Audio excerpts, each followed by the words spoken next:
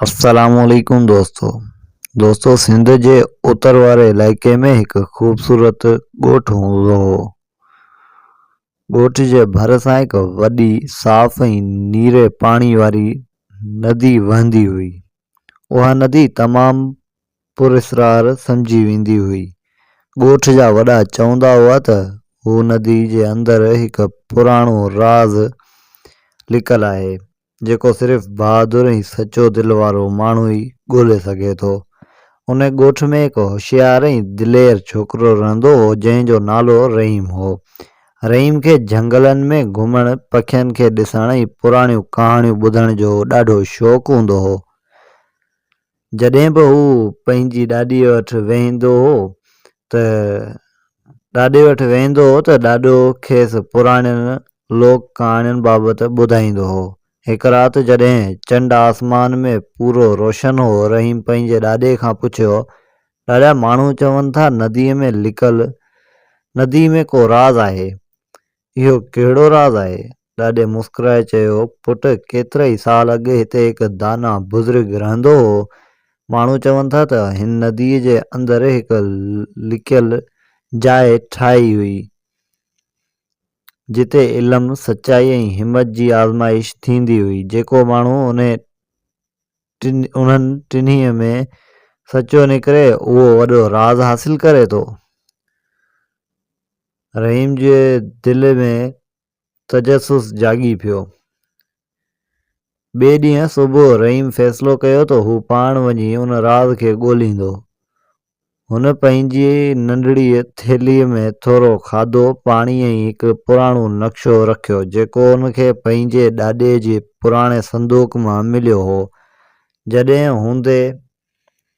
हू नदी जे किनारे ते पहुतो त सिजु उभरी रहियो हो ऐं पाणी सोन जहिड़ो चमकी रहियो हो। रहीम आहिस्ते आहिस्ते अॻिते वधियो। ओचितो हुन ॾिठो त पाणीअ जे भरिसां हिकु पुराणे पथर ते अजीब निशान ठहियल हुआ।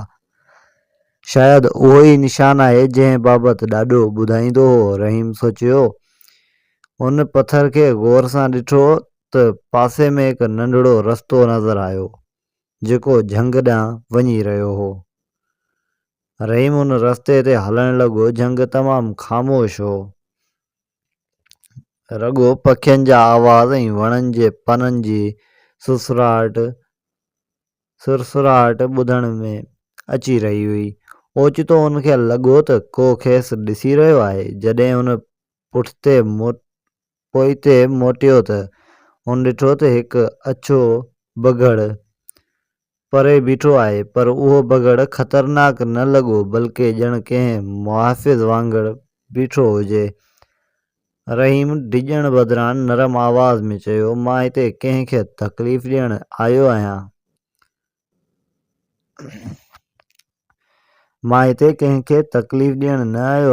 मां रुॻो सच ॻोल्हण आयो आहियां।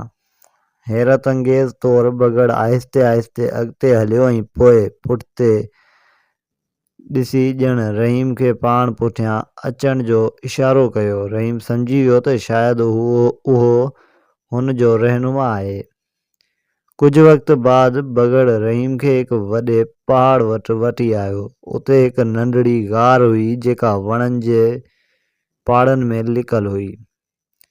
रहीम गार में दाख़िल थियो। अंदरि थोरो ऊंदहि हुई, पर गार जे विच में हिकु पुराणो संदूक रखियलु हो। संदूक ते लिखियलु हो, जेको सचो दिलि, बहादुर ज़हन ऐं सुठो इरादो रखे उहो ई हिन राज़ खे खोलण जो हक़ रखे थो। रहीम दिलि में चयो, मां कंहिं ख़ज़ाने लाइ न आयो आहियां, मां रुॻो ॼाणणु चाहियां थो त सच छा आहे। जॾहिं हिन संदूक खोलियो त अंदरि सोन जा हीरा न हुआ। अंदरि पुराणा किताब, नक्शा ऐं माण्हुनि जी मदद बाबति लिखियल हिकमतूं हुयूं। उन्हनि में लिखियलु हो त असलु ख़ज़ानो दौलत न पर इल्मु, हमदर्दी ऐं ईमानदारी आहे। रहीम जॾहिं ॻोठ वापसि आयो त हुन सभिनी खे इहो राज़ ॿुधायो। माण्हुनि खे हैरत थी त एतिरा साल हू ग़लति सम्झंदा रहिया हुआ।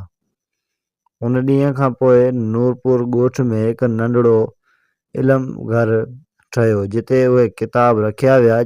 ॿार, नौजवान ऐं वॾा सभु उते अची पढ़ंदा हुआ।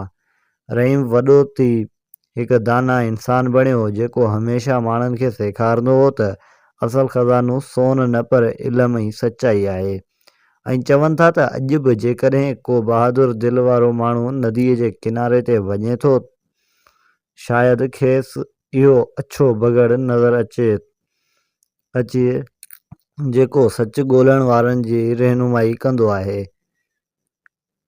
दोस्तों ही हुई असांजी अॼु जी कहाणी। उमेद कयां थो त कहाणी तव्हांखे पसंदि आई हूंदी। जेकॾहिं कहाणी पसंदि आई हुजे त वीडियो खे लाइक कयो ऐं वधि खां वधि पंहिंजे दोस्तनि सां शेयर कयो।